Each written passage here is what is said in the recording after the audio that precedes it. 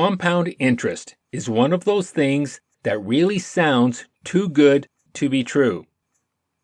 Albert Einstein, pretty smart guy, once described compound interest as the most powerful force in the universe. It's money, building on money, year after year after year. And if you give it enough years, compound interest will produce some amazing results. For example, let's say that someone saved an average of $50 a week, every week, for 40 years. That math is pretty easy. $50 a week times 52 weeks in a year times 40 years is $104,000 saved in totality over the 40 years. But if that money compounds at an average annual rate of 6% a year, they would actually end up with $412,313. That's over $300,000 more money than they saved, and all of that $300,000 gain was generated solely by compound interest.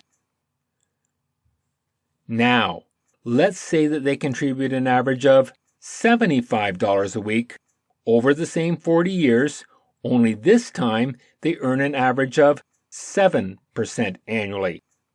They will have saved a total of $156,000 over the 40 years, but because of the amazing power of compound interest, they will end up with $800,819.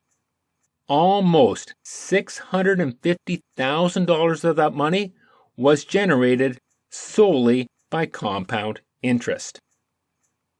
Lastly, let's go wild and raise their average weekly contribution up to $100 a week, but we'll leave our interest rate right where it is now at 7% annually. The total lifetime contribution will now be $208,000, but they end up with over $1 million. And yes, over $850,000 out of that $1 million is because of the amazing power of compound interest. Compound interest is money, building on that money year after year after year. Now I know what you're thinking. You're thinking, that's great, but there's no way I can save $50 a week right now, let alone $100. But remember, those are the average contributions over the years. There's no reason you can't start small and then ramp up your savings big time as your income increases over the course of your life.